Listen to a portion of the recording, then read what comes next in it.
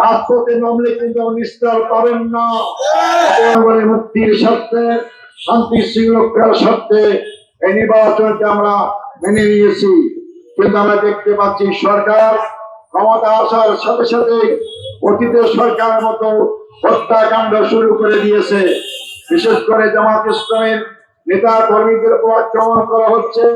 নির্বাচনের পূর্বে এই দলটি আপনারা জানেন, বিএনপি নাম বলতে কোনো অসুবিধা নাই, এই বিএনপি আমাদের মা বোন থেকে রাস্তাঘাটে হেনস্থা করেছে, এমনকি বোরখা কেড়ে নিয়েছে, আবার তার নারীবাদী বলে নিজেদেরকে দাবি করে। আমাদের অনেক ভাই থেকে ভোটের কাজ করতে বাধা দেওয়া হয়েছে। আমরা মনে করেছিলাম নির্বাচনের পূর্বে হয়তো নির্বাচনের জয়লাভ যে কাজগুলো করতে পারে, কিন্তু বিশাল ব্যবধানে জিত পেয়ে আজকে তারা ক্ষমতায় মতমুক্ত হয়ে গেছে। ক্ষমতার শক্তিতে তারা জামাত ইসলামী লোকদের প্রতি আক্রমণ শুরু করেছে। আমরা স্পষ্ট বলতে চাই, আপনারা জামাত ইসলামীকে আওয়ামী লীগের 16 বছরে দেখেছেন, আমিও ফাঁসি আসামি ছিলাম। জামাতের লোকরা কাউকে ভয় পায় না। জামাতের লোকরা সাহসিকার সাথে ময়দান মোকাবিলা করতে পারে। আমাদের 11 জন ভাইকে জেলখানায় মারা হয়েছে, 5 জন ভাইকে সরাসরি শহীদ করা হয়েছে। বিকাশ পেমেন্টে 10,000 টাকার বেশি অফার, শপিং চলছে তো। আন্দোলন থেমে থাকে নাই। এই আন্দোলন 2টা আসন থেকে আজকে 68 আসনে বিপুল ভোটের ব্যবধান জয়লাভ করেছি। তার মানে আমাদের আন্দোলনকে দেশের জনগণ সমর্থন করেছে।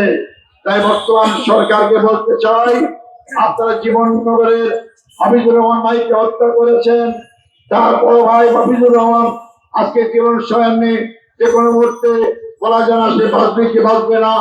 এই হত্যাকাণ্ডের পিছনে যারাই জড়িত থাক অবিলম্বে গ্রেপ্তার করুন এবং আইনি আওতায় নিয়ে আসুন, নাহলে আপনারা আমাদেরকে বাধ্য করবেন না আবার রাজপথে আনার জন্য। রাজপথে নামলে কিন্তু নিস্তার পাবেন না। আপনারা সাবধান হন।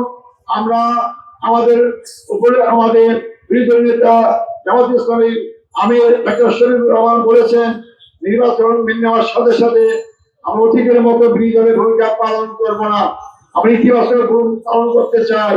দেশের মানুষ অনেক রক্ত দিয়ে আন্দোলন করেছে, আবার রক্ত ঝরুক, আবার অশান্তি আসুক, আমরা কাম্য করি না।